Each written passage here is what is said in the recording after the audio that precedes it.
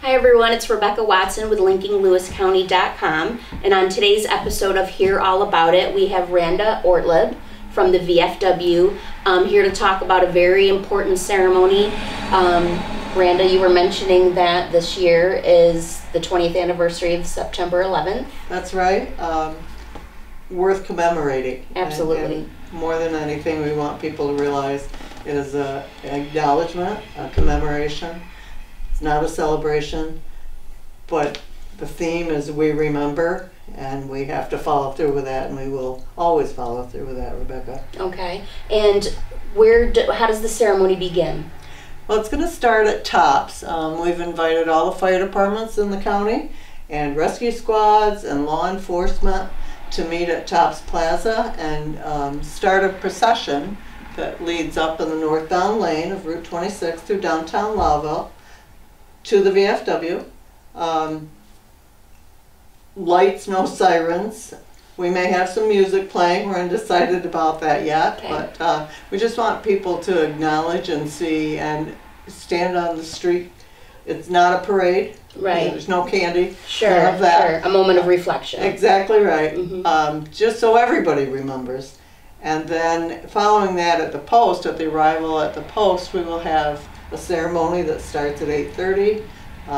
It will entail short prayer, opening prayer, welcome by the commander, flag raising and lowering back down to half staff. We will have a moment of silence at 8:46 when the first plane struck the World Trade Center. And then we have a guest speaker who is a retired firefighter from Fort Drum who deployed to Ground Zero.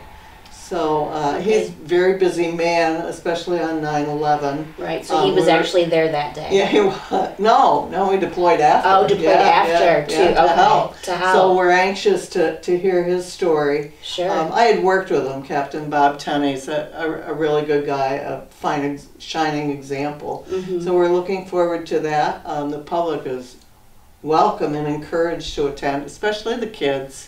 We will have refreshments after, coffee and donuts with donations from local.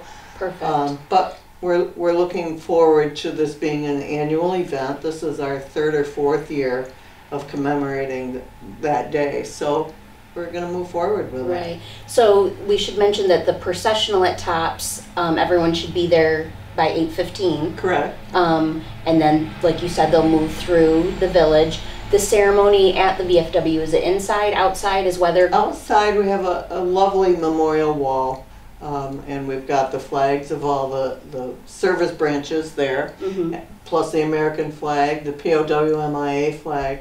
But we just want people there at that wall. We'll have tents set up and chairs, and mm-hmm. so it'll be comfortable. But it's a great place to hold a ceremony like that, and it really makes you reflect. Sure. And that's what we want. Right. Also, too, we want to include that that same day, the stair climb is happening. Right. The event at the high school. Right. And you guys came up with an excellent idea. Well, I've talked to Ben Leindecker, and I saw your interview the other day, that one of the things that we intend to do as an organization is make a contribution, and it goes to the Fallen Firefighter Foundation and to your local fire department. So we will have a donation jar set up at the VFW that we will also ensure gets to them, but we just want to make sure that others, not necessarily from Lowville, but you support your firefighters. There's collateral damage from the 3,000 people that died that day on 9/11, but there's so much more, so many more losses that have occurred since. Cancer, respiratory diseases, and that's from the first responders. I think we also need to recall and remember what's happened in the 20 years since and the losses that we've suffered. Hopefully over. But that's in excess of 12,000 military that lost their lives between Iraq and Afghanistan. And then, again, those untold numbers, soldiers with PTSD and the suicides.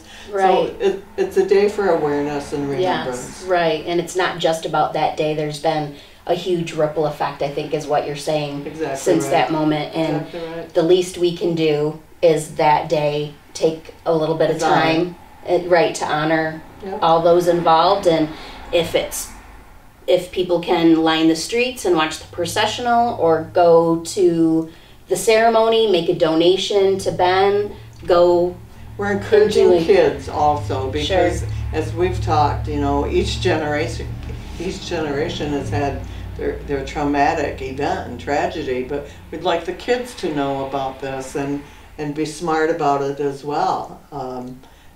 We're asking that anyone that comes to the VFW, and we want as many as possible, to remember that we're going to reserve parking within the VFW parking lot for those emergency vehicles. The hospital has agreed for parking on either side of the west side, either the search and rescue side or the hospital parking lot.